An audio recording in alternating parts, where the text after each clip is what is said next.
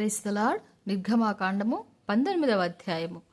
ఇశ్రాయేలీలు ఐగుప్తు దేశము నుండి బయలుదేరిన 3వ నెలలో, వారు బయలుదేరిన నాడే 3వ నెల ఆరంభ దినమందే వారు సినాయి అరణ్యమునకు వచ్చిరి.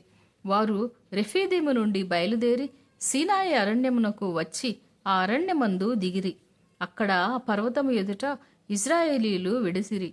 మోషే దేవుని యొద్దకు ఎక్కిపోవగా యెహోవా ఆ పర్వతము నుండి అతన్ని పిలిచి, నీవు యాకోబు కుటుంబీకులతో ముచ్చటించి ఇశ్రాయేలీలకు తెలుపవలసినదేమనగా, నేను ఐగుప్తీయులకు ఏమి చేసితినో మిమ్మును గద్దరెక్కల మీద మోసి నా యొద్దకు మిమ్ము ఎట్లు చేర్చుకొంటినో మీరు చూసితిరి. కాగా మీరు నా మాట శ్రద్ధగా విని నా నిబంధనను అనుసరించి నడిచిన ఎడల మీరు సమస్త దేశ జనులలో నాకు స్వకీయ సంపాద్యమగుదురు.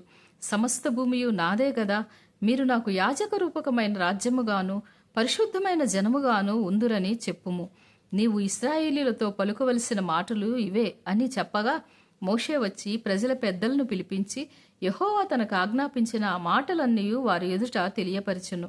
అందుకు ప్రజలందరూ యెహోవా చెప్పినదంతయు చేసేదమని ఏకముగా ఉత్తరమిచ్చిరి. అప్పుడు మోషే తిరిగి వెళ్లి ప్రజల మాటలను యెహోవాకు తెలియజేసెను. యెహోవా మోషేతో, ఇదిగో, నేను నీతో మాటలాడునప్పుడు ప్రజలు విని నిరంతరము నీ యందు నమ్మకముంచునట్లు నేను కారుమబ్బులలో నీ యొద్దకు వచ్చేదనని చెప్పెను.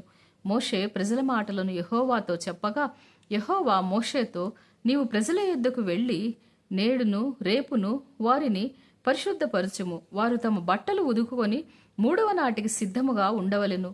3వ నాడు యెహోవా ప్రజలందరి కన్నుల ఎదుట సీనాయి పర్వతము మీదికి దిగివచ్చును. నీవు చుట్టూ ప్రజలకు మేరను ఏర్పరిచి, మీరు ఈ పర్వతము ఎక్కవద్దు, దాన్ని అంచును ముట్టవద్దు. భద్రము సుమి, ఈ పర్వతము ముట్టు ప్రతివానికి మరణశిక్ష తప్పక విధింపబడవలెను. ఎవడును చేతితో దాన్ని ముట్టకూడదు. ముట్టినవాడు రాళ్లతో కొట్టబడవలెను లేదా పొడవబడవలెను. మనుష్యులు గాని మృగము గాని బ్రతకకూడదు. బూరధ్వని చేయునప్పుడు వారు పర్వతము యొద్దకు రావలెనెను. అప్పుడు మోషే పర్వతము మీద నుండి ప్రజల యొద్దకు దిగివచ్చి ప్రజలను పరిశుద్ధపరచగా వారు తమ బట్టలను ఉదుకుకొనిరి. అప్పుడతడు 3వ నాటికి సిద్ధముగా ఉండుడి. ఏ పురుషుడు స్త్రీని చేరకూడదని చెప్పెను. 3వ నాడు ఉదయమైనప్పుడు ఆ పర్వతము మీద ఉరుములు, మెరుపులు, సాంద్రమేఘము, బూర యొక్క మహాధ్వనియు కలుగగా పాళెములోని ప్రజలందరూ వణికిరి. దేవునిని ఎదుర్కొనుటకు మోషే పాళెములో నుండి ప్రజలను అవతలకు రప్పింపగా వారు పర్వతము దిగువను నిలిచిరి. యెహోవా అగ్నితో సీనాయి పర్వతము మీదకి దిగివచ్చినందున అదంతయు ధూమమయమై ఉండెను. దాని ధూమము కొలిమి ధూమము వలె లేచెను. పర్వతమంతయు మిక్కిలి కంపించెను. ఆ బూరధ్వని అంతకంతకు బిగ్గరగా మ్రోగెను. మోషే మాటలాడుచుండగా దేవుడు కంఠస్వరము చేత అతనికి ఉత్తరమిచ్చుచుండెను. యెహోవా సీనాయి పర్వతము మీదికి అనగా ఆ పర్వత శిఖరము మీదికి దిగివచ్చెను. యెహోవా పర్వత శిఖరము మీదికి రమ్మని మోషేను పిలువగా మోషే ఎక్కిపోయెను.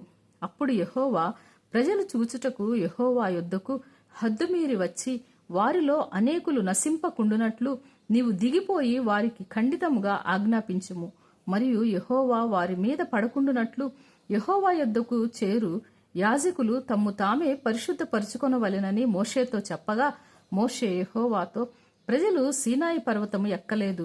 నీవు పర్వతమునకు మేరలను ఏర్పరిచి దాన్ని పరిశుద్ధపరచవలెనని మాకు ఖండితముగా ఆజ్ఞాపించితివనెను. అందుకు యెహోవా, నీవు దిగివెళ్ళుము, నీవును నీతో అహరోనును ఎక్కి రావలెను. అయితే యెహోవా వారి మీద పడకుండునట్లు యాజకులను ప్రజలను ఆయన యొద్దకు వచ్చుటకు మేరను మీరకూడదు. ఆయన వారి మీద పడునేమో అని అతనితో చెప్పగా మోషే ప్రజల యొద్దకు వెళ్ళి ఆ మాట వారితో చెప్పెను. God bless you.